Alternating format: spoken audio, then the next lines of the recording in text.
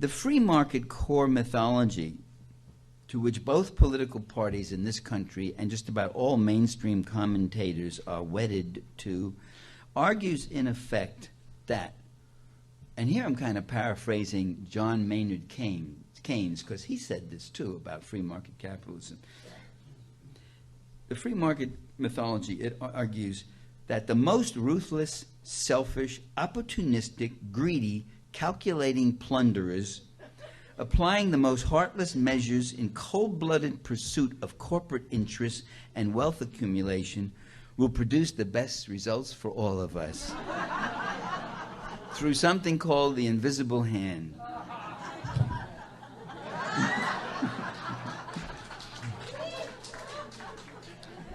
And Keynes really, he mocked that too. He didn't have as many adjectives as I did, but he said, how do they think that the most wicked, that was the word he used, the most wickedest people pursuing the most wickedest ends for the most wickedest means are going to produce these beautiful, what an interesting theory. Where the hell could they ever gotten that?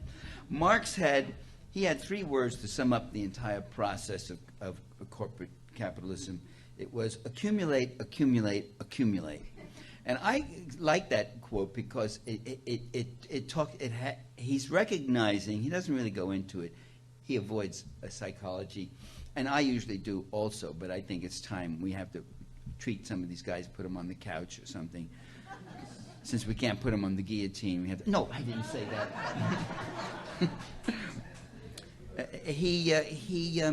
He's giving this compulsive idea of accumulate. And what do you do after that? You accumulate. That's all they do, and that's all they need to do. Mindless, driven. It's a rational pathology. Are you still with me? Okay. The crimes and crises of corporate America are not, in my view, an irrational departure from a rational system. I don't think Bernie Madoff is an aberration. Quite the opposite. I think it's the converse. They are the rational outcomes of a basically irrational and amoral system. The multi-billion dollar government bailouts are themselves turned into an opportunity for pillage. In other words, even when they've been stealing and they're getting money to compensate, they'll steal that money too. They'll steal from the contribution cup out there. Watch your property here. Not only does the state fail to regulate, it becomes itself a source of plunder, pulling vast sums from the federal money machine. We're exploited not only as workers, but as taxpayers and consumers. So if you work at, say, at a nonprofit and all that, that doesn't mean you're not exploited in this society. You're exploited as a citizen of the community. You're exploited, especially as a taxpayer. Who was it? Bacon. Which one? This is when you get old. You shouldn't stray from your notes. But some noted commentator who prefers not to be mentioned right now, he said, what the hell were we talking about? You know, it's happening to all of you too. I know. I remember now. The tax the public treasury is about the best investment that capitalists can make. I mean, they'll spend a few $1 million on lobbying and some campaign contributions, and then they'll get a contract for an oil reserve that's worth $20 billion. I mean, there's no investment you can make in the private business world of a few million and come out with $20 billion. I mean, and you can go on plundering and ripping off from the public treasure. It's about the best investment you can make is to buy politicians and then to buy the resources that belong to the people and walk off with it. These reactionaries who scold us for running to the government for a handout themselves run to the government for handouts. Why else would they have thousands of lobbyists? How many lobbyists do you have in Washington? Trying to scratch up. Be quiet. What do you mean? Some union or something? Is that? trying to scratch up some money for you. How many lobbyists you have? I don't see any hands going up hardly. Corporate America yearly enjoys billions of dollars in subsidies, grants and aid, airwave licenses, loan guarantees, bailouts, tax breaks. You can go on, export subsidies. With all the profits it pulls in every year, corporate America is on welfare, and we got to get them off welfare. The essence of free market corporate capitalism is the transformation of living nature into commodities and commodities into dead capital. So you take living nature and you get all these forms and you get it, and then you finally accumulate these abstract forms of wealth which are going to be answered. I mean, they're really, all money and all treasury notes, all bonds, all stock, they're really sort of kind of promissory notes that there's a real world out there and value is going to keep getting created, and then this stuff I can cash it. I got these billions of dollars, you see. But it's kind of a depressive thing. It goes from living nature to this great amassing of dead capital. When left entirely on its own devices, capitalism foists its diseconomies and its toxicity upon the general public and upon the natural environment. And then it does an interesting thing. It eventually begins to devour itself. If the paladins of corporate America want to know what really threatens our way of life, it's their way of life. Their boundless way of pilfering the very community and environment that sustains them. And the more successful they are, the more deadly they become. Like any parasite. If it becomes too successful in its host, it does what? It kills the host, and it's going to be a catastrophe for the host, that's us, and for the parasite too. There's a myth that prosperity is shared by us all. More for them means more for me. I've heard that. I've interviewed people who say, well, you know, the big company, if they create the jobs that and then there's something for me. We hear that a rising tide lifts all boats. You've heard that one, right? I always say a rising tide can sink a lot of ships and drown a lot of people.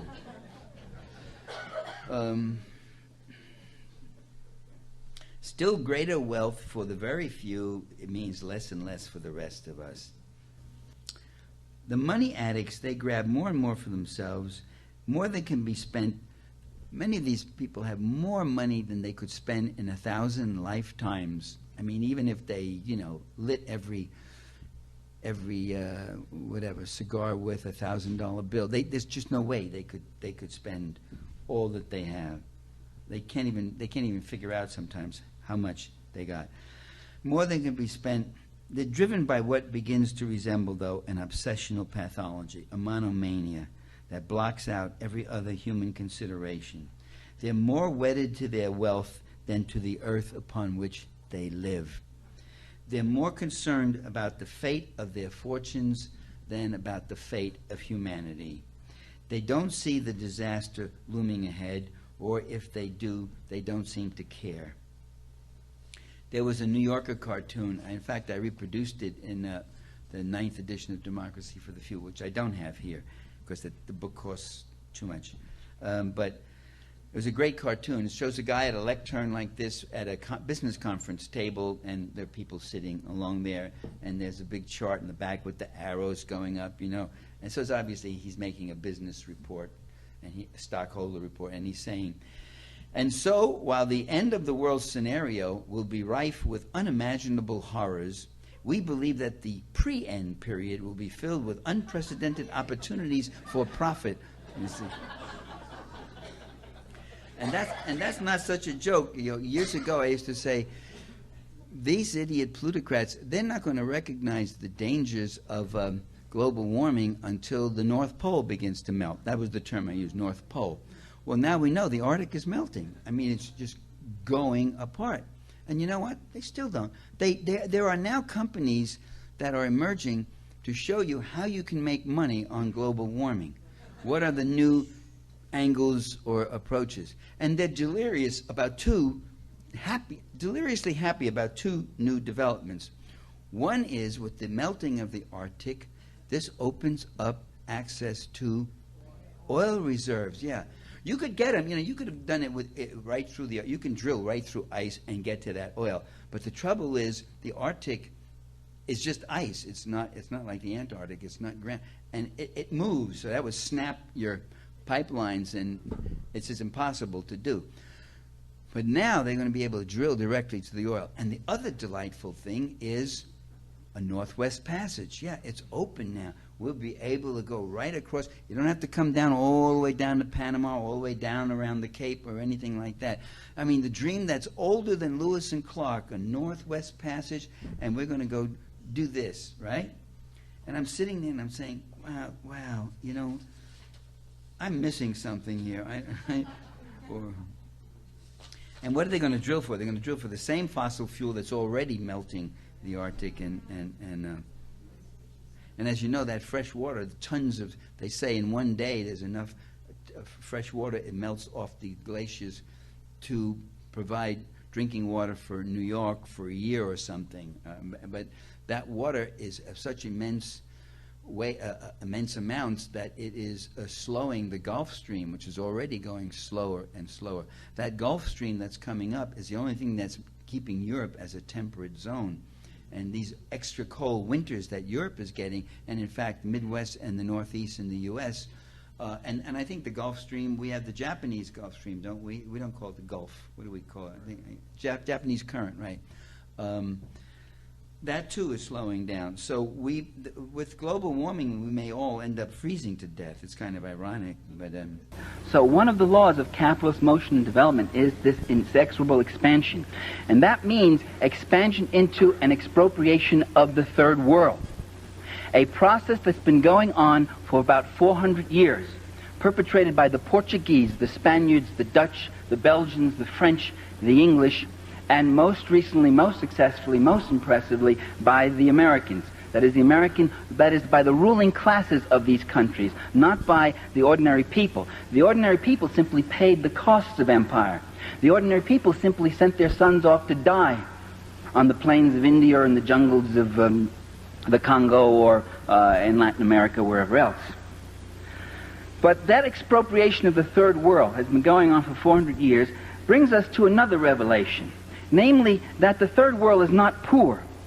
You don't go to poor countries to make money.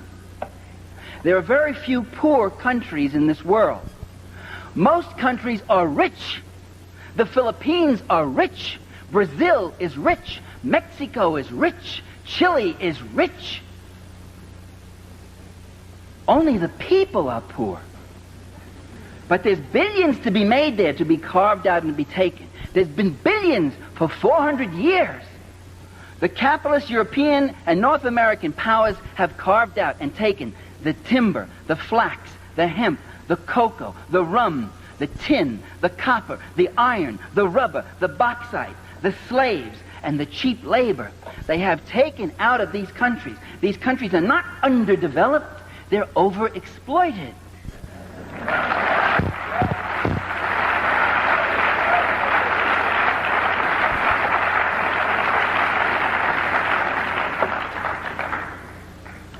One of the countries that had a great deal of Western capital in it was Tsarist Russia. Mostly English, French, some German, some American, including one Herbert Hoover, who with Leslie Urquhart, famous British millionaire, owned the Russo-Asiatic Corporation, which, if the Russian Revolution hadn't happened, Herbert Hoover would have been one of the richest men in the world. And years later, when he was President of the United States, in 1931, when 1/3 of this country was unemployed, when people didn't have enough to eat, when people were driven to the edge of desperation, President Herbert Hoover said to the San Francisco Examiner, he said, "My greatest ambition in life is to see the overthrow of Bolshevism in Russia." There came, with the Russian Revolution, a break in the fabric of international capitalist history. There now was a country where the unwashed, where the workers of Petrograd and Moscow were actually taking over, where they were actually taking over the land, the labor, the technology, and the resources of their country, where communists were coming in to power. And there's a remarkable correspondence between Secretary of State Lansing and President Woodrow Wilson, in which Lansing says, the Bolsheviks are wanting in political virtue. They would preach to the ordinary man that he might elevate himself through political means rather than by dint of hard work. This would be a most unfortunate example to the common man in our country and other countries. They understood what was the threat. The Americans themselves, the American ruling class, had very little didn't have all that much. I told you about Hoover and a few other speculators, other people like that. But they joined in with 14 other nations to invade the Soviet Union, to overthrow the socialist government that had just been put in after the Tsar was overthrown. That process of invading a revolutionary country is still happening before our eyes. If you want to understand those years after the Russian Revolution, just look at what's going on in Nicaragua. Invasion, either by directly with troops from your own country, or by using surrogate troops, and they use the white armies and the white generals, the white guard armies. Embargoes, isolation, withholding food supplies, sabotage, encirclement, refusing diplomatic recognition. These are the methods that are used, and these are the methods, time-honored methods that are being used right now by Reagan against another revolutionary government, which is Nicaragua. The U.S. empire at the end of World War II replaced Britain. The Brits were eased out of Iran. British oil companies were replaced by American oil companies. British sugar companies in Honduras were eased out by American sugar companies. And America also picked up the tab. America built a bases, an American empire, over 2,000 bases around the world, including about 300 major ones. American fleets are on every ocean. American planes fly the skies over every continent, almost. And so we see enormous investment in the third world, and with that enormous investment since World War II, an enormous growth in poverty. Now that's unusual, and that really goes against the accepted ideology, which is that attract investments in here because that'll bring prosperity and jobs, all that sort of thing. But what investment has brought to Haiti is the immiseration of the small Haitian farmers. What investment has brought in Latin America and most other countries has been the displacement of the peasantry, their proletarianization. They're being thrown into shanty towns to suffer poverty wages or chronic underemployment. What investment has brought with it also is increasing illiteracy, sickness, disease, poverty, and a dislocation and disfranchisement. A growing foreign debt and indebtedness, growing investment for cash crops. By the way, that's what the whole Mexican Revolution was about. Was the land going to belong to the Mexicans so they could grow beans and alfalfa and feed their people? Or was the land going to belong to the big sugar companies and latifundio owners so they could grow sugar to export as a cash crop to make more money, to make more money, or coffee or whatever else? And with that growth, with that investment comes a dislocation in the structure of the third world country, so that the whole infrastructure of it gets built around capitalist extraction, capital extraction. The economist Ray Brown, when he went to Cuba before the revolution, it was in 1958, he was there about a year or so before, was impressed by how every major road he saw went from a sugar plantation to a refinery to the seaport. While there were whole communities without roads, that couldn't get to doctors, that couldn't have schools, couldn't see a priest, the sugar companies had their roads. And when you send foreign aid to those countries, 9 out of 10 of those dollars goes to build the infrastructure, to subsidize the capital investment of the private corporations, or to pay for the police and the army of that country, not to defend it from foreign invasion, because Uruguay is not going to invade Bolivia. because Taiwan isn't going to be invaded by the Philippines. But they need those big armies to defend their rulers from their own people, because those people are in such a state of immiseration. So that's where our foreign aid goes. And as someone once said, foreign aid is when the poor people, that's us, of a rich country, give money to the rich people of a poor country.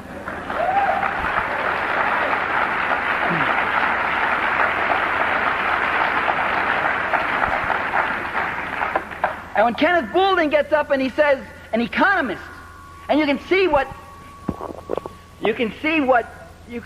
you get brilliant people like Kenneth Boulding speaking so naively, you can see the troubles you get into, the swamps you go into, the baby talk, silliness you get into when you think without Marx, when you think without class analysis.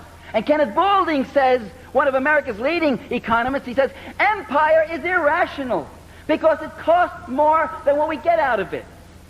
The British, it cost them more in India than what they got out of it. The American investment in the Philippines is only about $3.5 billion, but we had to give them about $6 billion in aid. It costs us more than what we get out of it. And that's when you think without a class analysis, because as we know, as you're going to know before the evening's over, that it's very profitable. Because the people who have the $3 billion investment aren't the same ones as the people who paid the $6 billion. As Thorsten Veblen said back in 1909, and Boulding should have read him even if he is a Marxist, as Veblen said, the wealth that's extracted from imperialism goes into the coffers of the select few, whereas the costs of empire are paid out of the common treasure of the people. And so it was with the British Empire in India. It was the Brits, the ordinary working people, who paid for the cost of empire. It was the Bank of England and the East India Trading Company that got the cream. And so with the Philippines, right, of course with a good skim to your collaborator, your comprador there, what he got just in shoes for his wife. God knows his shoes for his girlfriends. Okay. Another resource in the third world that attracts capital investment, and you say to yourself, what is that mysterious resource? I'm looking at El Salvador, right? And I'm looking at the companies that are in El Salvador. And I look and I see Pillsbury, Procter & Gamble, U.S. Steel, Continental, ITT, Firestone, Ford. And I'm saying to myself, wait a minute, what the hell's in El Salvador? A little sugar, bananas. What are all these companies doing there? What they're doing is they're manufacturing everything from energy rods to baking powder, from auto tires to computers. They're in El Salvador because of a very precious resource in El Salvador, which is the cheap labor, which is paying people 50 cents an hour. Instead of having to pay auto workers $15 an hour up here, you go down there and you pay them 15 cents or 50 cents an hour. That becomes a very attractive thing. And you go to South Korea. New York Times had a story about the South Korean farm girls who work in the textile companies that used to be in New England until they moved south. And then when the Southern workers unionized, they moved to South Korea, where there's a nice fascist little country where if the workers try to unionize, they get beaten up and thrown in jail or they get shot dead. And the Korean farm girls in those textile compounds are working for 18 cents an hour. 18 cents an hour for 12 hours a day, 7 days a week. No time off. And if you want a day off, you work a double shift if you want to go see your family again on the farm. And they live in compounds. That's the Industrial Revolution. That's 1870s. But that's big profit. And that's what they call capital investment, development, friendly nation, staunch ally, good relations, stabilization, stability. What we hear also is that there's another pernicious element, and the thing we have to stop in these countries is a thing called communism, and that there are communists in these countries. It's time, ladies and gentlemen, brothers and sisters, it's time we ask, what's a communist? What does a communist do that is so dangerous? They would have us believe that communists merely hunger for power, rather than wanting the power to end hunger. They would have us believe, well, the New York Times, let me refer to an editorial where they describe the undesirable and offensive Managua regime. By the way, these countries don't have governments, they have regimes. You'll see that in the newspapers all the time. We have government. And I said to myself, what is undesirable and offensive about Managua? Is it the land reform program, where they took all that massive land owned by those few rich compradors and gave it out to the people who were starved for land? Is it the farm co-ops that they're setting up? Is it the community industries and the public work programs to create jobs for people who have been chronically unemployed? Is it the food program, a ration of beans and rice for every kid in Nicaragua so that nobody, no matter how poor that country is, they're all getting fed? Is it having the lowest infant mortality rate in Central America despite earthquake and civil war and foreign invasion and attack and embargo? Lower even than Costa Rica, which is supposed to be the big show place? What's so offensive about Managua? It is those things in some degree. It is creating a competing social order. It is people, it is those who have been downtrodden, it has been those who have been used as fodder in the capital accumulation process, now claiming back the process of production, claiming back their own land, claiming back their own flag, their own dignity, and saying this country is going to be for us and not for you anymore, gringo.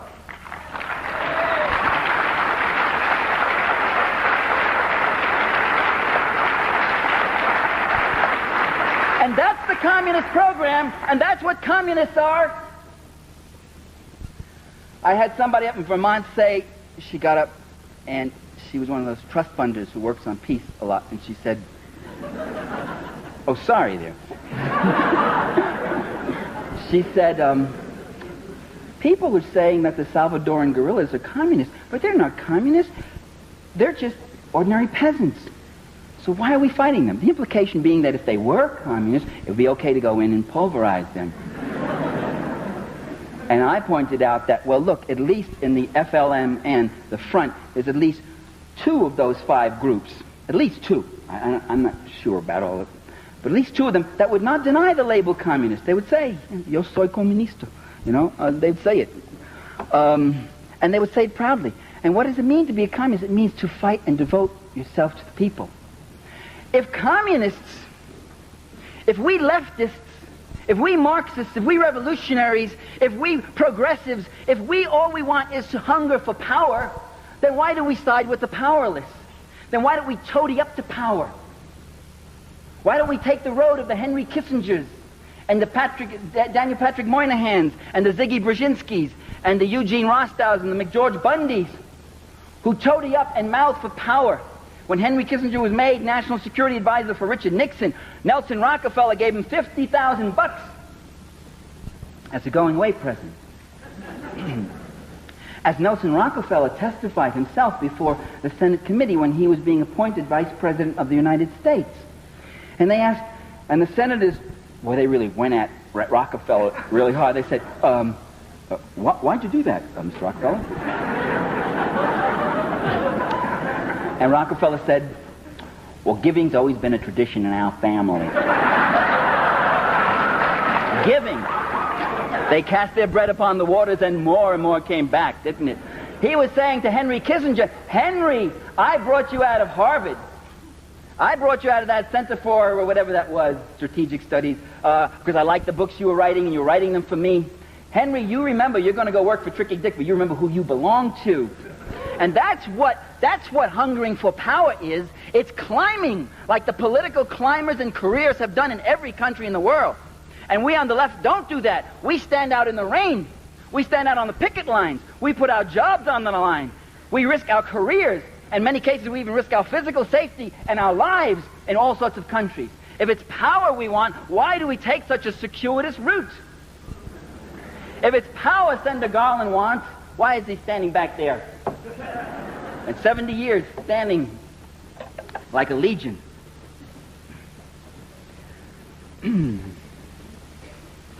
Well, these communists do all these reform things, yes. And liberal columnist Richard Cohen in the Washington Post says, and I think I've heard it about 800 times from different people, we ought to copy what the communists do. Why are we always on the wrong side? Why do we go into these countries and find ourselves on the side of the big landowners, the sweatshop owners, the big corrupt generals who run little prostitution rackets on the side and all that stuff? Then why are we with that element? Why don't we capture the hearts and minds of the people the way the communists do? Why don't we copy their techniques? What are their techniques? Well, communist techniques are very well known. Just the things we just said. They go into the village. They do land reform. They try to bring clean drinking water. They pay for the food they take. They try to help the people organize themselves. That's what they do. But if we did those things, we not only would have stolen their program, we would have become them. Because that's what they were doing. That's the thing we're fighting to prevent. Not we. That's what our government and our ruling class is fighting to prevent. That's why we always go in on the wrong side, because the wrong side is the right side for the class interests of this administration and every other administration that's occupied the White House. So it is the heart of U.S. policy, ladies and gentlemen, to use fascism to preserve capitalism while claiming to be saving democracy from communism. On the eve of World War II, foreign minister of the Soviet Union named Litanov went to, did I pronounce his name correctly? No, I can't say it that way. Went to the Western powers and called for an alliance with England, the United States, and France against Nazi Germany. And that if the Germans attacked Czechoslovakia, they would all join in, or attack Poland, or attack anybody, that all the powers would join in to fight Hitler and contain him. The Western Allies refused those overtures from the Soviet Union. Not because they were appeasers, not because they were simple and naive, quite the contrary, because they had a plan of their own, and that plan was Munich. And the plan was, we give Hitler Czechoslovakia and he goes east. And they were waiting for a war. And that war was supposed to come. And it was going to be Nazi Germany finishing off Bolshevik Russia. Just as they had sent armies in against Russia just a few years, less than a decade before, so they now plan to do the same. And so they've done again and again. And that war was fought, and most of it was fought on the Eastern Front. 7 out of every 10 German soldiers who died in that war died on the Eastern Front. The scale of fighting was enormous. The battles of Kursk, Stalingrad, the Battle of Berlin. There's nothing like it that happened in the Western theater, on the Western Front. In the Battle of Berlin, you saw 2 million German soldiers against 3.5 million attacking Soviet soldiers. The losses were stupendous. But at the end of that war, the Soviet Union emerged as a major power. Very weakened, very much weakened, having lost most of its industries west of the Urals, having lost 20 million people. Most of its transportation, by the way, at that time was still by horse or oxen in most areas, for most of its population. But it still had the Red Army. And yet it was not an army that had any intention of marching through Europe. Although that was a NATO myth that was cultivated at the time. And there's an interesting set of documents that just came out in the American Historical Review which point out now that the West and the State Department never really believed that the Soviets were going to invade Western Europe. That was a myth which they consciously propagated. They knew that after an exhausting war, the last thing the Russian people would ever go for, or the Russian leaders themselves would ever go for, was another war. There was no sense, they had no interest in such a war. The war they fought against Germany was defensive, and they wanted to rebuild their country. That was a myth that was consciously propagated, that if we don't stop them, if we don't build NATO, if we don't double, triple, quadruple our defense forces, the Ruskies will be marching under the Arc de Triomphe. The point of all of what I've said so far is just to point out to you that the Cold War did not begin in 1947, but it began in 1917. Well, during World War II, most of the destruction by Allied bombing was in East Germany. So after the war, East Germany was vastly more impoverished than West Germany. 1. 2, it was Prussia. It had a large Nazi contingency or sympathy. A lot of those people wanted to come west.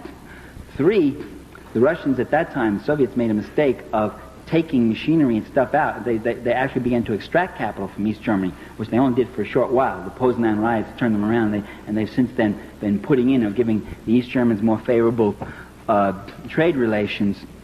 For the U.S., pumped in billions of dollars in the Marshall Plan to West Germany. There was a boom in West Germany, production and such. So many people wanted to leave East Germany for West Germany, for the goodies, for the jobs. And there was a vast number who left. The East Germans stopped it for the same reason that about 100 other countries would like to stop it. Brain drain. They just lose, you bleed, the country begins to hemorrhage. The other thing that happens with any kind of migration is once a substantial number of people go, that itself becomes the momentum. Others are attracted, family, friends, relatives. Once they come, they have friends and family or kin or spouses, and they too want to come. And so this is why they stopped it, because they wanted to develop their own country. Whether that's justified or not is another whole question. I'm giving you the reason why the Berlin Wall was built. By the way, there are a few hundreds. New York Review of Book had an article some years ago. There are a few hundreds every year who go back from West Germany to East Germany. And they were interviewed, and some of them said, well, in West Germany I had a bigger apartment, I had this and that and the other thing, but that was it. I had nothing to live for. Everything was, I was isolated. I just had my career and me. I didn't feel part of the community. In the GDR, I feel like I'm working for part of the community. By the way, now in the GDR, the level of prosperity is very high. It's probably the most prosperous socialist country, maybe more so than Hungary, too. In fact, the whole fight with Libya might be less of a mystery if you understand that really the worst thing about Colonel Gaddafi, who is a kind of a strange guy in some ways,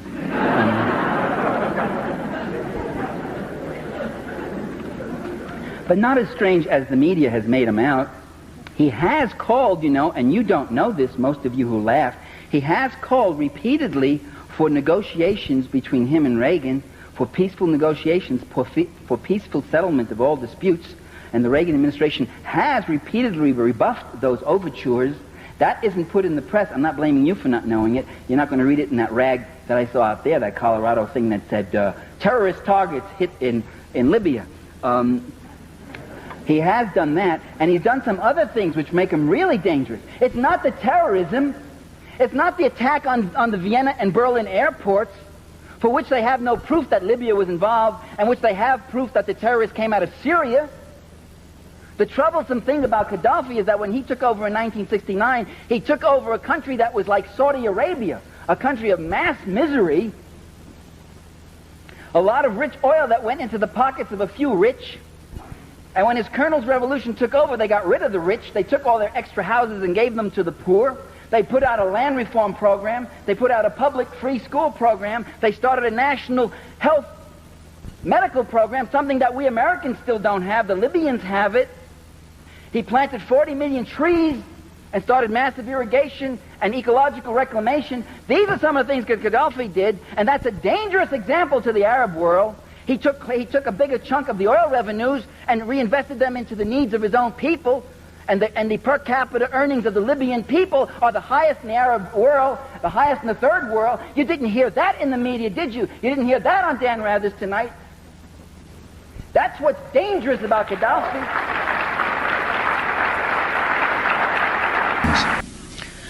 Regarding the Soviet Union, here was a nation that threw back and destroyed the Nazi beast and sustained 80% of the Allied losses in the war, 22 million dead. I thought that was a debt that humanity owed the Soviet people. Here was a nation that in 3 decades made industrial advances equal to what it took capitalism a century to accomplish, while feeding and schooling its children rather than working them 14 hours a day, as the capitalists did during the Industrial Revolution, and as capitalists are still doing today in many parts of the world. Here was a nation that provided vital assistance, material, military, medical, armed assistance to liberation movements in Vietnam, Cuba, Nicaragua, South Africa, Angola, and other countries. As Nelson Mandela pointed out, I heard him on a TV show in Washington when he was visiting here in 1990, and the And the announcer, of course, was doing his usual thing. He says, well, the U.S. has done this and the Soviets have done that, so we know both. He's doing the balancing act. You have to always do that. Dumping on both of them. Said, what do you say, Mr. Mandela? And Mandela said, please do not denounce the Soviet Union. They have been our great friends and given us valuable aid in the struggle against apartheid and racism. Only Mandela could get away with saying that on national TV. Here was one of the few countries that, for all its injustices and dysfunctional structures, and I am going to talk about those things, be patient, did guarantee its citizens some minimal economic security. Here was another positive thing that's never mentioned, a country that performed the rescue and survival of 3 million Soviet Jews during World War II. I mean, many Jews were killed in World War II because many Russians, period, because they were just in the war and fighting. But 3 million Soviet Jewish civilians were saved, which is more than you can say happened to Jews in Poland and most of Eastern Europe, in Germany and Croatia. Left anti-communism was, and it still is, as orthodox and dogmatic as the mainstream or the more extreme McCarthyite varieties, in that it doesn't tolerate anything positive being uttered about existing communist systems, except possibly Cuba. For some reason, and the Cuban system is exactly a Soviet system, a one-party, women's federations, the role of the trade union movement, the role of the youth groups is exactly the same model. But Cuba is kind of looked at warmly, which is nice. I guess we'd be grateful for small things. Left anti-communism expects nothing less than a blanket condemnation of communist countries as Stalinist monstrosities, historic and moral aberrations. I prefer what psychologists call differential object appraisal, that you look at something and you see it in very differentiated things. Some things good, some things not so good, regardless of what the political orthodoxy is, regardless of what the advice is about maintaining your credibility, and so making sure that you say these other things. In reaction to this anti-Sovietism, anti-communism, many communists overcompensated by going to the other extreme, by refraining from uttering or even tolerating, listening to a critical word about the autocratic or problematic features of the Soviet Union. Problem-ridden features. I got into more than one altercation trying to make a criticism of the Soviet system with friends and acquaintances in the Communist Party. I can recall a friend of mine, a party member here in the U.S., who assured me that there was no prostitution in the Soviet Union. I mean, here was a woman, she was in her mid-40s, a grown woman of some experience, saying to me that in this nation of, 300 million people, there was no prostitution. I remember, I couldn't believe it. I remember when I was in the Soviet Union in Moscow, the guide saying to me, there was no prostitution in my country. Another grown, mature woman.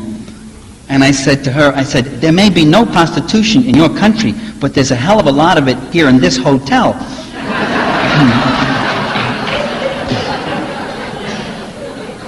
Let's get real. Come on, let's get real. We're talking about this very messy, imperfect thing called a human being.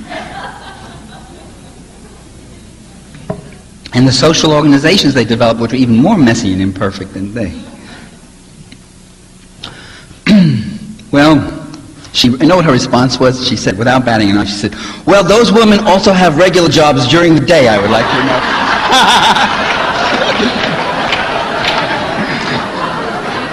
Thereby giving new meaning to the term working girl, eh?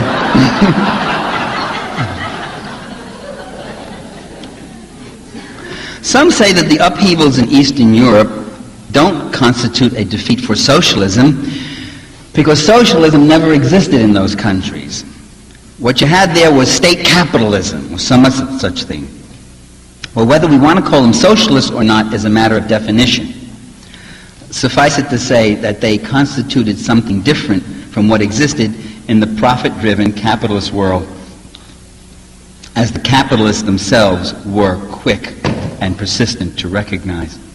First, the productive forces in these countries were not organized for capital gain and private enrichment, as with capitalism. Public ownership supplanted private ownership. The perks that were enjoyed by party and government elites were relatively modest. compared to the elites in most civilizations. Yes, it's true, Soviet leaders like Yuri Andropov and Brezhnev had big dachas where they entertained foreign visitors. Yes, it's true they had limousine services and they lived in fairly large apartments in a housing project specially set aside for government leaders near the Kremlin. I saw it. It's a big, ugly old, very inauspicious building. That's where the leaders of the Soviet Union lived. But it was larger than what ordinary Soviets would get. But nobody in the Soviet Union could hire the labor of others and extract great personal wealth from that labor. The degree of inherited wealth was also relatively modest and limited. The income spread between highest and lowest earners in the Soviet Union was about 3 or 4 to 1, as compared to 40 or 50 to 1 in the U.S. In fact, I did a little computation. If you compare Steve Forbes, multi-billionaire Steve Forbes' income to a poverty-level wage earner, the spread is more like 10,000 to 1, 10,000 times to 1. Furthermore, communist countries did not pursue the capital penetration of other countries. They didn't have a profit motive as their motive force. They didn't have a need to constantly find new investment opportunities to be able to invest more, to accumulate more, to invest more abroad as under capitalism. The Soviet Union's trade and aid relations were generally economically favorable to Eastern European nations, Cuba, and India. A real socialism, it's argued, would be controlled by the workers themselves through direct participation instead of being run by Leninists, Stalinists, Castroites, or other ill-willed, evil leaders and bureaucrats who betray revolutions, we hear. Well, unfortunately, this pure socialism view is profoundly ahistorical and non-falsifiable. By that I mean it remains untestable against the actualities of history. It compares an ideal against an imperfect reality, and sure enough, reality comes off a poor second. The pure socialist ideological anticipations remain untainted by existing practice. They don't explain how a complex revolutionary society could be built and secured, how priorities could be set, how survival could be achieved by just having the workers own and control everything. How do you expropriate enough surplus value to build an army to defend yourself against the invasion that comes? It's no surprise that the pure socialists support every revolution except the ones that succeed. The pure socialists usually blame the left for every defeat by the left. They weren't vigorous enough, they weren't resourceful enough, they didn't mobilize the people enough, they didn't do this enough, they didn't do that enough, they didn't do this enough. They presume to know better than those engaged in the actual struggles. And it's unfortunate that they haven't found time to apply their own brilliant insights and leadership genius to producing a successful mass revolutionary movement in our own country. In 1990, as the Soviet Union was preparing for its fatal plunge into the free market paradise, Bruce Gelb, who was head of the USIA, told a reporter that the Soviets would benefit from U.S. business education because, quote, the vipers, the bloodsuckers, the middlemen, that's what they need. That's what needs to be rehabilitated in the Soviet Union. That's what makes our kind of country click. Quoted in the Washington Post, Bruce Gelb, one of the leading intellectuals of the Republican Party. The vipers and bloodsuckers have arrived in Russia, Eastern Europe, and China. Consumer goods are more abundant than ever. Thousands of luxury cars are on the streets of cities like Moscow and Prague. Rents and real estate prices have skyrocketed. Stock exchanges have sprung up all over China, Russia, and Eastern Europe. A new class of investors, speculators, and racketeers are wallowing in wealth. And with that accumulation of wealth comes, with the enrichment of the few comes the impoverishment of the many. The professed goal in these countries is no longer to provide a better life for everyone, but to improve opportunities for individuals to pursue personal gain and amass great fortunes.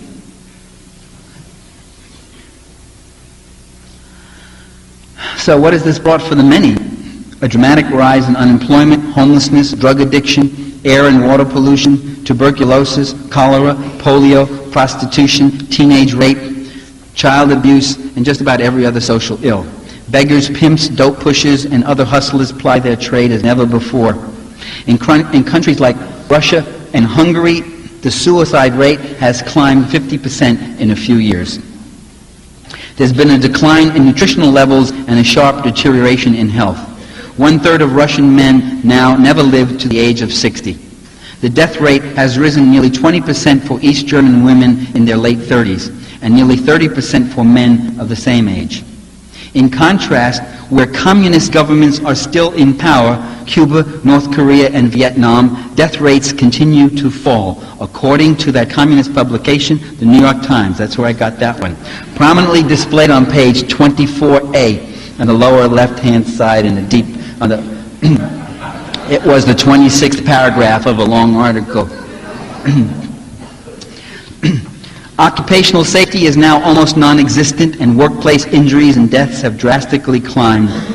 In China, there are workers who now put in 12 to 16 hours a day for subsistence pay without regularly getting a day off. The market reforms in China have brought a return of child labor. See, that's why U.S. leaders like China, but they don't like Cuba. You hear these people say, well, we're friends with China, but we're still hostile to Cuba. How irrational. Just because you don't understand the policy, it doesn't mean they don't understand it. The key is the relationship of capital to labor. And in China, labor is being imprisoned. And in China, capital has been unleashed in its rawest, most vicious free market way. And that's not true in Cuba. In Cuba, nobody works 12 to 14 hours a day. In Cuba, the human services haven't been cut back. And that's the problem with Cuba. That's where Cuba still has to reform.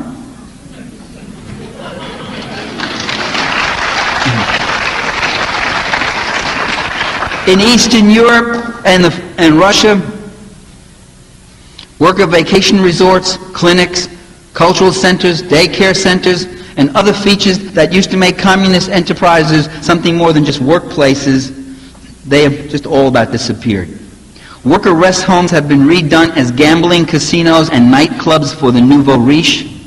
School lunches, which were once free or very low priced, are too costly for many pupils. Hungry children now constitute a serious school problem. After only 1 year of its free market paradise, Russia saw its consumer spending drop almost 40%. Now, just to give you what that means, in the Great Depression, in the first 3 years, it took 3 years, in the first 3 years, consumer spending dropped 21% over 3 years. Now here, in 1 year, you had almost actually more like 38 something percent. In the former communist countries, 70 to 85%, it varies from country to country, 70 to 85% now live below or not far above the poverty level, many of them in absolute economic desperation. The eastern countries are also, and this may be one of the most significant points, they also are being recolonized by Western capital. The pattern of trade is becoming third world. If you look at third world countries, you find they do very little trade with each other, even right next door. All their economies are geared to the West, extracted from the West. That's exactly what's happening now in Eastern Europe, where there used to be an enormous trade between the various Eastern European and Soviet Union countries. There's very little trade between them now. Almost all of it is with the West. The West has come in and has pretty much taken over. Multinational corporations are moving into Russia to exploit the vast oil, gas, and mineral reserves with enormous profits, and little benefit going to the people. Big private companies will enjoy easy loans, cheap labor, speed-ups, broken labor unions, and no taxes. It's the third world all over again, ladies and gentlemen. U.S. timber interests, with the financial support from a venture fund sponsored by the Pentagon, our tax money, are preparing to clear-cut the Siberian wilderness, a region that holds 1/5 of the planet's forests and is the habitat of rare species. And this is being done over the protests of U.S. and Russian environmentalists. Private investment has brought a decrease rather than an increase in production. Understand that. State enterprises are being driven into bankruptcy as private investment comes in. In the Czech Republic, nearly 80% of all enterprises have been privatized, and most of them have been decapitalized. They've been rubbed out, in effect. Industrial production shrank by 2/3. In Poland, with privatization, production has shrunk about 1/3. In Macedonia, one of the breakaway republics of Yugoslavia, a labor representative noted, quote, "Privatization seems to mean the destruction of our companies. Macedonians complain about how work has taken over their lives. One has no time to care about others. There's no time even for oneself, only time for work and for making money. That was on the PBS report. Thousands of cooperative farms have been forcibly broken up over the protests of their members. Agricultural output has consequently plummeted in these countries. The new private farmers find they can't produce for a commercial market. They're unable to get loans or seeds or machinery. They're rapidly losing their holdings or they're reverting to subsistence farming. Hungary's agricultural cooperatives, which by the way was one sector of the socialist economy that performed very well. But with privatization breaking up the cooperatives, farm output has plunged 40%, according to that biased communist publication, the Los Angeles Times. Now that's not stupid. That's not irrational or wasteful. That's the goal. The goal is to decapitalize Eastern industry and agriculture so it doesn't compete on the European market. To turn it into a colonized third world, a cheap labor, a cheap resource region. 1992, the Lithuanian government decreed that former owners and their descendants could reclaim land and other property confiscated during the socialist era. That meant that tens of thousands of farming families, about 70% of the rural population, has been evicted from land that they worked for over half a century, completely destroying the country's agricultural base in the process. In East Germany, much of the industrial and agricultural production was destroyed to prevent competition with heavily subsidized Western firms and farms. East Germans have a very interesting series of complaints that they're making now with unification. They complain that the net flow of money has been from the East to the West in what amounts to the colonization of the East. They complain that the free market is a myth, that the Western economy is fully regulated and rigged against the interests of the East. They complain that West German police are much more brutal than were the East German police. That if West Germany had denazified anywhere near as thoroughly as they're forcing the East to desocialize, they would have had a totally different country. A startling discovery made by citizens from communist countries is the amount of bureaucracy in the West. Soviet immigrants in Canada have complained that, quote, bureaucracy here was even worse than at home, according to an article by Hans Blumenfeld, Monthly Review. East Germans now under West German rule are staggered by the flood of complicated forms they have to fill out for taxes, health insurance, life insurance, unemployment compensation, job retraining, rent subsidies, bank accounts. Because of the kind of personal information they have to give, they feel less privacy than in the GDR, according to a report in Z Magazine. In Russia, organized crime now extorts tributes from 80% of all enterprises. Its tentacles reach right into the top echelons of government. Contract murders number in the thousands every year. Street crime has also sharply increased. In Hungary, there's been a 50% increase in murder since the fall of communism. According to the New York Times, the police force in Prague, in the Czech Republic, today is many times greater than it was under communism when relatively few police were needed. Now, isn't that interesting? Very few police in the communist police state. Figure that out. I don't get it. Is there something they're not telling me? There's been a drastic decline in cultural life. Theaters are now sparsely attended because tickets are so prohibitively expensive.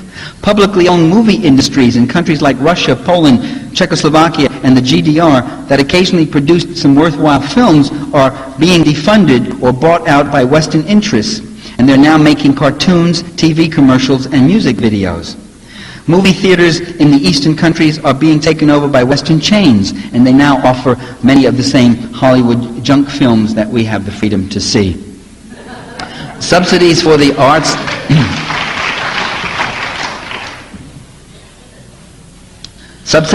arts and literature have been severely cut. During the communist era, 3 out of every 5 books produced in the world were produced in the Soviet Union, including inexpensive but quality classics and classics and books by contemporary authors from Latin America and Africa and Asia, and poets from all over the world. Today, as the cost of books, periodicals, and newspapers have skyrocketed Today, as education has declined, readership has shrunk almost to third world levels. Books of a Marxist or otherwise critical left perspective have been removed from bookstores and libraries throughout almost all these countries. In East Germany, the Writers Association reported one instance in which 50,000 tons of books, some of them brand new, were buried in a dump after unification. The German officials can't quite get themselves to burn them like in the old days. Education is now accessible only to those who can afford the costly tuition. Curricula have been depoliticized, as they call it, meaning that a left perspective critical of imperialism and capitalism has been replaced by a conservative one. The same thing has happened in the news media. Both public and private media have been purged of leftists and restaffed by persons with acceptable ideological orientations, so that they're almost indistinguishable from our own media. This process of moving toward a pro-capitalist ideological monopoly has been described in the Western media as democratization and reform. There's also been a very sharp increase in gender inequality. The new Russian constitution eliminates provisions that guaranteed women the right to paid maternity leave, prenatal care, job security during pregnancy, affordable daycare centers, and all that. In all communist countries, about 90% of the women had jobs. Today, in the post-communist countries, women compose over 2/3 of the unemployed.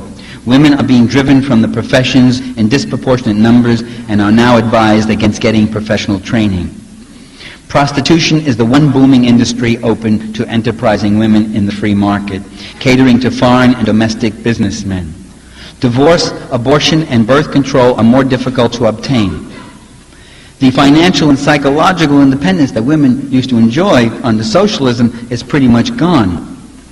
You see how your own personal psychological independence is in part determined by social structures and social arrangements, what your options are, what your opportunities are, and all that.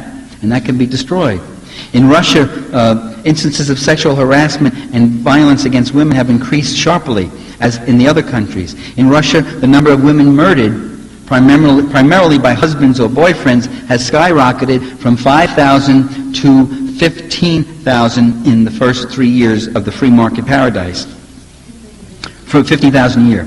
An additional 57,000 women were seriously injured in such assaults in 1994.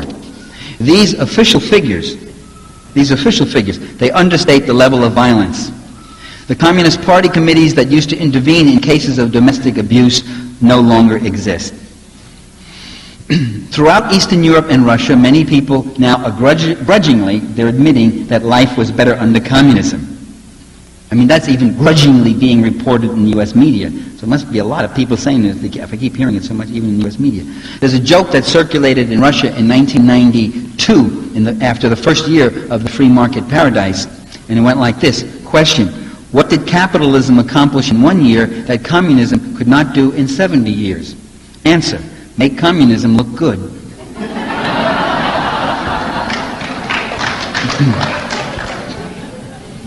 Reacting to the pain of the free market, people, Eastern European voters, have begun returning communists to power. In Russia too. Bringing them back into power to preside over the ruin and wreckage left by capitalist restoration. Socialism, the system that didn't work, provided everyone with some measure of security. Capitalism, the system that works, has brought a free-falling economy and mass misery. And I don't think, nor are these conditions just part of a temporary transition period. That's what we heard all the time. I remember Tom Brokaw, when he was in Russia, interviewing a guy and saying, well, you know, but before you can go up, you got to go down. This is some law of physics he just invented, you know. There's a painful transition period that you can work through. In fact, nations can stay a long time in capitalist depression, with vast capital accumulation for the few and poverty for the many. Look at Latin America.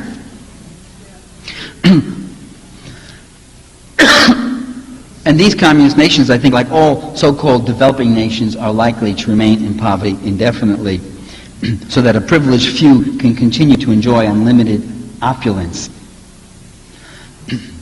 Well, the people of these Eastern countries wanted to be like America, at least a lot of them did, not knowing what America was like. And instead they ended up being more like the capitalist third world. the same direction that capitalist America is being pushed into. They've suffered, by the way, a momentous historical defeat. And the third world struggles have suffered a tremendous defeat because they can no longer get aid from East Germany or Soviet Union. And what do we learn from this? What I learned is that capitalism is not a benign system, brothers and sisters. It goes after everything. It leaves not a social program in place. It leaves not a tree standing. It leaves not a job or a home or a child feeling secure. It is a ruthless, self-devouring system that will take us and the planet down with it if we don't fight back, if we don't rein it in. Human nature, I'm one of the few Marxists in the world that says human nature has to be looked at. I also say it exists. The usual view is, well, I don't know what you mean. You start talking about human nature. You see, the conservatives have so used human nature as a concept to justify the horrible social arrangements that we do have, that we on the left have had this silly reaction, which is to say, it doesn't exist. What do you mean it doesn't exist? If human beings don't have a nature, we're the only entity in the whole universe that does. All things have a nature. This lectern has a nature. This microphone has a nature, not a very good one. This plant has a nature. We all have a nature. Oh, we're more like clay. We're very malleable. Well, even clay has a nature. You can spread it just so far. You got to keep it moist. It can crack. It can do things. There are limits. And we have to then have expectations and understandings of these things and not be so naively enamored with our ideology as to not look at what people are actually doing and capable of. I think human nature is horrible. I think it's terrible. I think human beings, if you read history, it's just horrible. It's just horrible and disgusting. And horrifying, the atrocities, the murder, the torture, the plunder, the madness of it. I mean, you can't read history without coming away feeling a very, very odd feeling about your own species, especially the male gender in it, you know? It's really amazing. They're horrible creatures. The women applaud, the men sit silently. But that's all the more reason why we need strong political organization. That's all the more reason why we need a liberating ideology. That's all the more reason why we need democracy. And democracy, we also have to keep power out of the hands of these avaricious ones, especially. Is Marxism irrelevant? Is it the bankruptcy of Marxism? No, Marxism is a system of analysis that critiques existing capitalism and imperialism. It has relatively little to say about socialism. In the communist countries, Marxism was doled out like a catechism. It didn't even relate to their lives. It was like us studying feudalism. It had to do with a different set of social relations than the one they had, although they were desperately in need of a critical theory of their own about their system, as I tried to, in a very sketchy way, map out here today. I mean, I've tried to do an awful lot. I mean, go to the whole range of the thing, and I know I haven't succeeded all that much in any of it, but anyway, you get what I'm doing. We need a strong alternative movement to move both against the Republicrats and Demokins, and not just locally, but nationally and internationally. We need more militancy and resistance. What can we do about it if that's going to be the question? I'm going to answer it right now, so don't ask it. There are no easy answers. What are you willing to do? We can all do a little more, a lot more than we are now doing. Just look at the tables around the hall and sign up and get active. And finally, remember this, that history, ladies and gentlemen, brothers and sisters, history never ends. The last page is never written. History is always being rewritten. And its best passages are not written by the princes or the presidents or the prime ministers or the popes. The best passages are written by the people. For all their faults, the people are all we have. In fact, we are they. Thank you. The founding fathers or framers or delegates to Philadelphia in 1787, those founders who put together and wrote the Constitution, they were rich merchants, they were bankers, landowners, and more than 1/3 of them were slaveholders. Who else, I ask you, who else could spend 4 months in Philadelphia from May to the middle of September 1787 writing a constitution? The dirt farmer can't do that. The servant, and the household servant can't do that. The slave working in the field can't do that. He can't even leave his plantation. Who can do that? Only the rich and the well-born, as they called themselves. That's Alexander Hamilton's statement that the country should be led by the rich and the well-born. Meaning us guys. And all the other guys are, us. Yeah, that's right. They didn't exactly say it that way. But what you had at this convention, and if you go to Philadelphia, this convention hall is still preserved, you know, to this day, or been restored. What you have is what you had there was one individual named James Madison, and what Madison did was all during the convention he kept taking notes, and at night the other guys would go off to an inn or something. He'd go back to his room and he would transcribe the notes. So we have this remarkable document, Madison's Notes on the Constitutional Convention. I read the whole thing. I went through the whole thing, in which these people, thinking they are speaking in secret because they got the windows sealed off, the room closed in. Imagine in the middle of Philadelphia summer, sealing off the rooms with all these delegates jammed in there, and they are putting together a constitution in secrecy.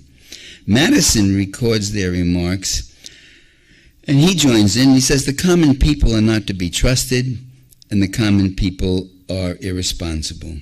He moved a little bit more over to Jefferson's side on that. He loosened up a little on that in the next couple of years. But most of the people there, of course, did not change. Those who own the land should rule it. That was John Jay who said that one. So they don't pull any bones about it. They don't make any bones. They pretty much come right out and say what it is. Madison, again, in Federalist Paper number 10, which he published out to the public, the most common and durable source of faction, and by faction he didn't just mean little groups or cliques breaking up, he meant class factions, farmers against merchants against bankers or something like that.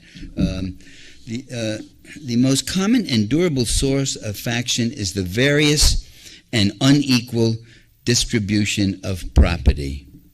And by property, he doesn't mean land. Today, when we say property, we usually mean a couple of acres you have there in the house. Property was another word for wealth. So there were people who had wealth. Democracy, as they saw it, was dangerous, and by definition, it was excessive. Democracy was something that led to mob rule. The working poor are riffraff.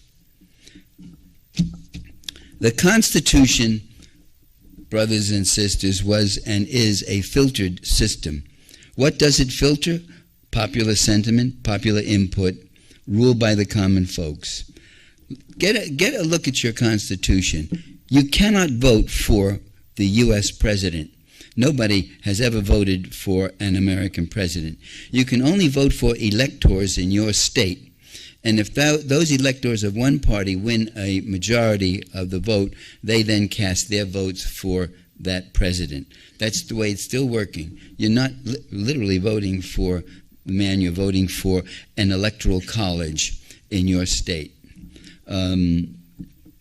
That was done because they wanted to filter out the passions of the people.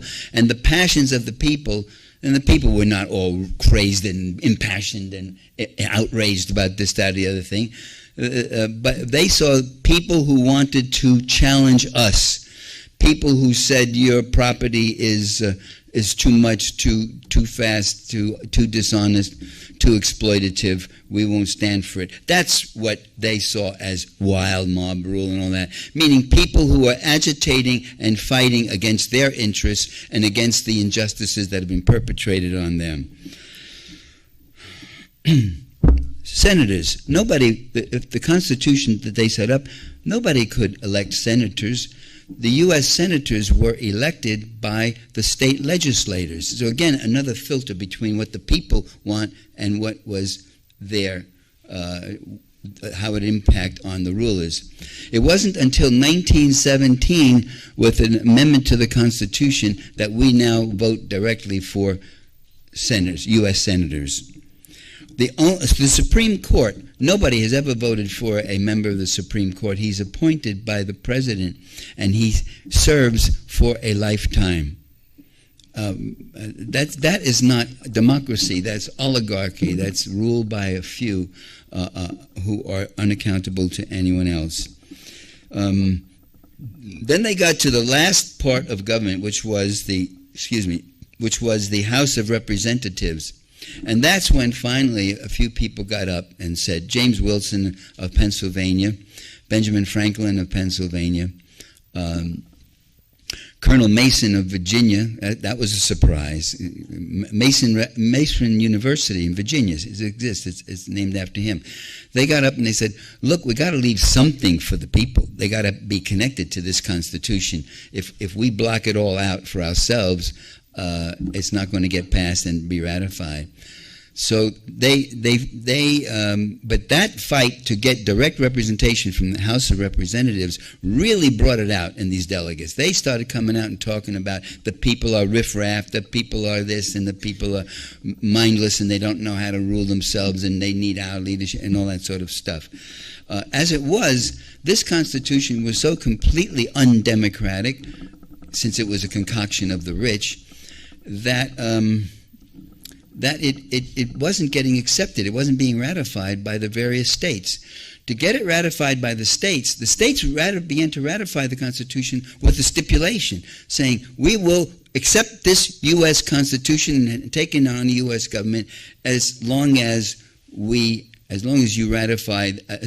you add human rights to the people. And that's when Madison got down there and he wrote the first 10 amendments to the Constitution, which we know as what? The Bill of Rights. Here's another thing. Conspiracy theory, for some people, conspiracy theory, by definition, cannot be proven true. Because when it's proven true, it's declared to no longer be a conspiracy theory, but a fact.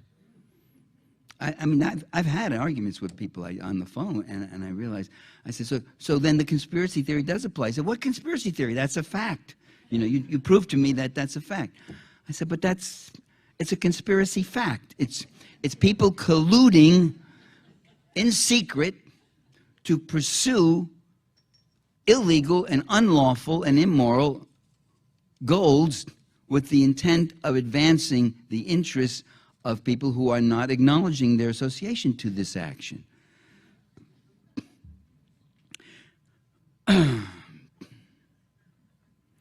Okay. As I've said, and I'm glad to see that Mickey Huff, he made the same point yesterday, but I have said it years ago, that I don't have a conspiracy theory, but I do have a conspiracy analysis. And that should be our answer when any work you're doing. When somebody brings this thing up like a little knee-jerk, like a bell ringing, oh, why do you have a conspiracy? And it's not that innocent or all that stupid. It's a very effective weapon. It's a way of putting closure on your investigation or argument. It's a way of delegitimating what it is you have to say by just using this term. The term has become so charged, as I showed you with the Walter Karp one, that even when someone's making a brilliant conspiracy analysis, he has to acknowledge the distance and say, but this is no conspiracy theory, you know, the like. There are actual conspiracies. Conspiracies exist in the law. In the law, they use the term all the time. It's a feature of law. Here, 2006, a federal court adjudged the major tobacco companies to be guilty of a 50-year conspiracy to deceive the public about the addictive and health-damaging qualities of cigarettes. Millions in the United States and abroad, quote, have died as a result of this conspiracy. But you don't find any tobacco executives in jail. That's another whole question about systemic analysis and class power and such that we might pursue. If we conclude that 9/11 is an inside job, we have to say why. And I guess there have to have been some books written about that, hasn't it? Why? No. Why was it necessary to commit this inside job? It was a Pearl Harbor to legitimate an action that followed immediately after.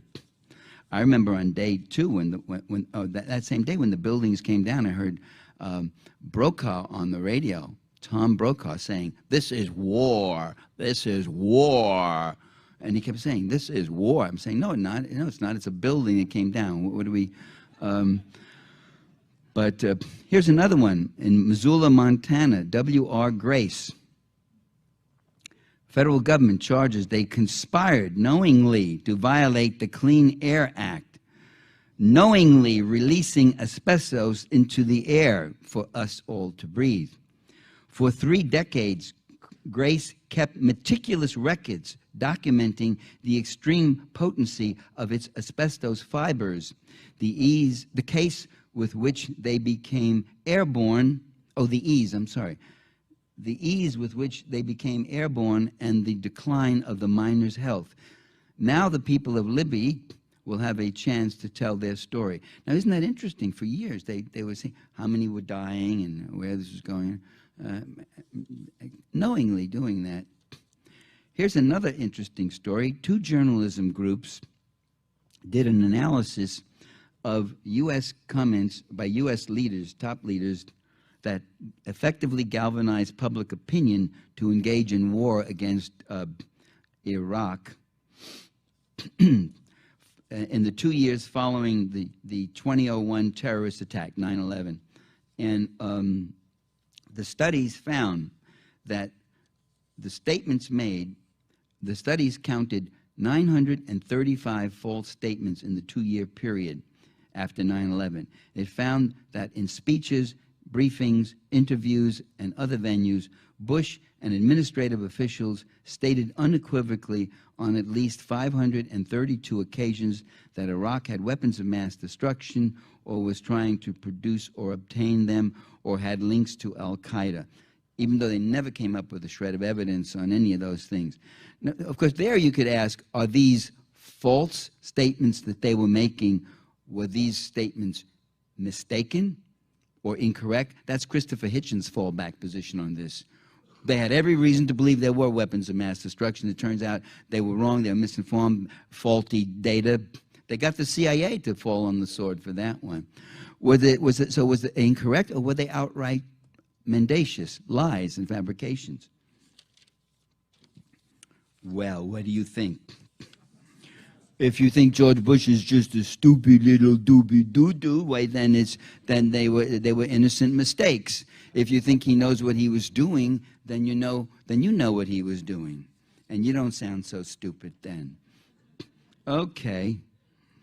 We have today Wall Street conspiracy firms like Goldman Sachs knowingly selling mortgage-backed securities at top prices with full knowledge that they were worthless and walking off with other people's money. Billions we're talking about, billions here. Yet no one has used the word conspiracy yet. You notice that? And in fact, the case against them is a civil case. No one's even being charged with a criminal crime. Should be going to jail. Well, I also want to point out, when you're looking at conspiracies, that the establishment, the powers that be, the conspirators, those at the top, policymakers, corporate America, all those people, they constantly assume that conspiracies exist when it's their enemies. They talked for 40 years. Since I was a kid, I can remember they talked about communist conspiracies, communist parties all over, communist parties here, communist parties in Hollywood, communist parties infiltrated trade unions, communist parties in policy, communist parties in the peace movement, communist party going to grab your mama, communist party everywhere.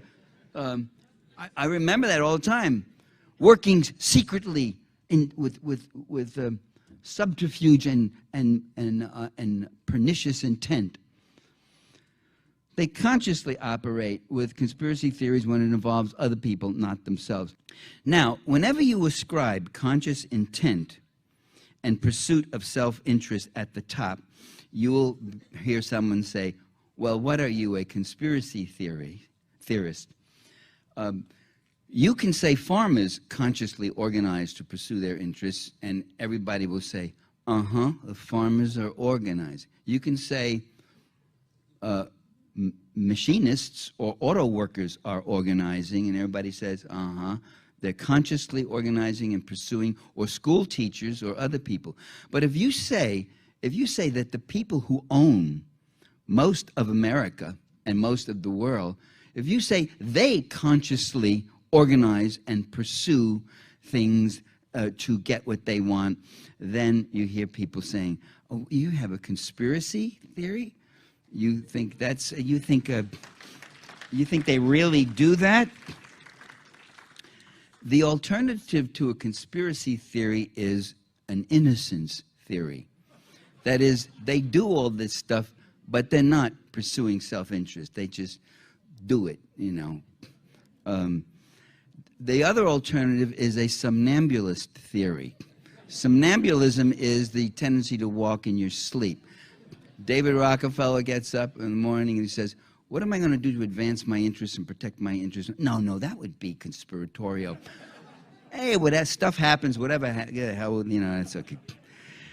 Another alternative would be coincidence theory. It's just a coincidence that this happened. What or sometimes a variation of coincidence theory is uncanny theory. Then there's stupidity theory and incompetence theory. Don't laugh at that one. That's used all the time. I have had about a 20-year argument with my co-politicists on the left to stop calling Ronald Reagan stupid, to stop calling George Bush stupid. It's good for a joke or something, but that guy knew what he was doing, and he did it. He got rid of the inheritance tax for the super rich. He cut corporate taxes down to almost nothing. He doubled the military budget. He waged two major wars and got this country into war and left it that way. He deregulated, well, actually another creep before him named Bill Clinton deregulated the banking system and all that to create this disaster that we've been facing. These guys know what they're doing, and they know who they're doing it for. They're doing it for themselves. So a student of mine said, "You know, I can't believe that. I can't believe that the President of the United States, that President Bush would misrepresent and mislead us into a war because he disapproved of what some other leader was doing in his own country. I can't believe that they would use power like that." I mean, he was a sweet, nice kid, you know. And he said, "That's the difference between you and me. I have faith in the president." I said, wait a minute. Faith? Is that the word you... I mean, what are we doing here? Politics or religion? What is this? What do you mean you have faith? You mean the way my Italian grandma had faith in St. Anthony? She used to have a little statue with lights. Oh, bella, Georgie Bush, oh, bella, Georgie Bush. He said, "Well, I trust the president. I trust him." I said, "Trust? That's another word. What do you mean you trust? We don't trust. Democracy isn't about trust. People didn't give their lives to build up trust. To try to live on trust. Democracy is about distrust. Democracy is about the people mobilizing and challenging and calling for transparency, for investigation, for showing what this is about." No, trust is a blind faith. No, you know, trust is something you reserve for your loved ones or close friends, and even them check them out once in a while. So even them check them out once in a while. And so we know what the answer is. The answer is democracy, real democracy, right in their face democracy, kick them in the ass democracy. Thank you very much. That poverty is not an original historical condition. It was imposed by colonizing forces. Walter Rodney, who was assassinated, Walter Rodney wrote an interesting book called How Europe Underdeveloped Africa. And I always thought the title, the use of the word underdeveloped as a verb, was very important and very revealing. That it was something that was done to Africa. Africa wasn't underdeveloped. There were rich cultures there. Africa is a rich continent. Latin America is a rich continent. Asia is a rich continent. The imperialists, the colonialists, don't go to poor places. They go to rich places. They go in there to take their markets, to take their oil, their timber, their cotton, their hemp, their flax, their gold, their silver, their diamonds, and 1,000 other things. And they go in there to exploit and ruthlessly exploit their labor. That's why you go, Africa is rich, only its people are poor. And there's still problems in Africa today. There's still outrageous things going on in Africa. Building their own pharmaceutical factories in the Sudan. Where do you get off thinking you can do that when you should be buying pharmaceuticals from the multinational pharmaceuticals? Owning your own land. A lot of the land in Africa is still in the village economy. Collectively run, often, by the way, run and worked by women in collectives. They got no business running that land. That's our land. That's our land. That belongs to us. The agribusiness multinationals will get that land. That's what Clinton was doing in Africa last year. He was letting them know there's going to be a GATT for Africa. A GATT, when I was a kid in the old gangster movies, a GATT was a gun you held to somebody's head. Indeed.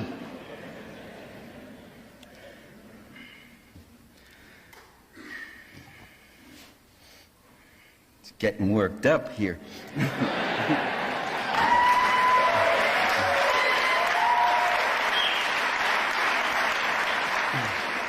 So the goal is to deracinate the population.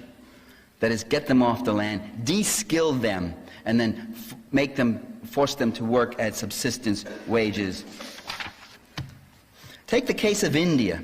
India was a rich, advanced, developed country until the British went in 1800. And between 1800 and 1830, the Indian textile industry, which was outperforming the British textile industry in exports and quality, was dismantled. And between 1840 and the whole balance of trade was shifted. The great textile centers of Dhaka and Madras were de-industrialized, and the people were sent back out on the land to grow cotton for the factories in Manchester and London. And between 1850 and 1900, the Indian per capita income fell by 65%. So that poverty in the third world, that so-called underdevelopment, these so-called developing nations that are now beginning, like little children, learning how to walk, and we will help them along. These countries are not underdeveloped. They were overexploited. They're maldeveloped. That's not an official policy. Oh, if Bill Clinton is looking to stop very few dozens of rapes, well, that's a slow 2 months in Washington, D.C. He could start much closer to home. He could concentrate on Capitol Hill, as a matter of fact, or even closer. It's so touching to see our leaders finally concerned about rape. It is so touching. But it's so odd that they've got to look so far away to go fight this crime. Go forth and rape, a Bosnian Serb commander was quoted throughout our media as saying, an official policy. And the Bosnian Serb army, which numbers only about 30,000 men, numbered then, was accused of having raped from 25 to 100,000 Muslim women. There's an army that's involved in bitter, desperate military force. Again, we should have said, wait a minute, what's going on here? What are these stories about? The Serb commander's name was never found. They never produced who was the Serbian commander. They never were able to trace that. They traced it back to Rudolf Finn, right? That special PR group that was so happy and boasts about how it has convinced much of the progressive community in America that there's genocide and ethnic cleansing and mass rape and all of this is going on. And when they were questioned about the unverifiable, unconfirmed nature of the reports, they said, our goal is public relations. We're not here to get confirmation. And we achieved our goal. The bombings do work. The bombings are working. They know what they're doing. Just because you don't know what they're doing doesn't mean they don't know what they're doing. Of course they know what they're doing. The bombings are achieving what they're supposed to, which is to destroy Yugoslavia, to turn it into a deindustrialized, beggar-poor nation of cheap labor, completely defensive to the interests of capital investors. This is a batterer's policy. The batterer is not irrational. The batterer uses violence against his helpless spouse. He uses just a certain amount of level to get a certain response and batters that person down and batters the person down. And that's what this is. It's a battering policy to destroy and smash them down, but smash them and splinter them so badly that they will never rise again and never come back again, even as a viable bourgeois nation, let alone socialist. The old arguments we hear with regard to Vietnam are coming back. Well, we can't just pull out. Oh, yes, we can. We can. We can do it with 2 words. You can pull out with just 2 words. It goes ceasefire. And then another 2 words, NATO disband.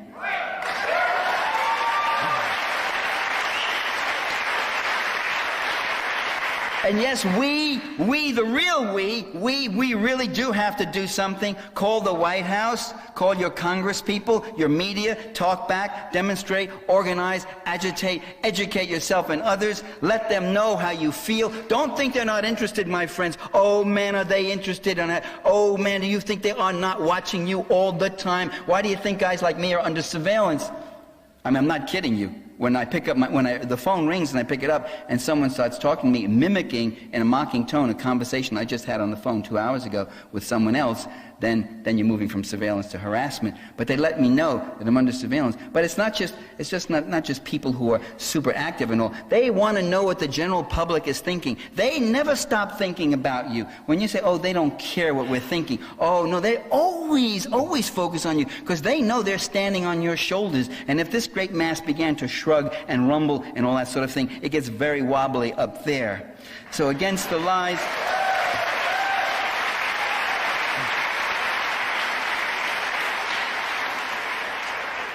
Against the lies and the homicidal violence of this national security aberration, the thin, frail voice of reason and democracy can become a mighty chorus and a strong resistance. I have seen it happen before, and we can make it happen again. Thank you, ladies and gentlemen.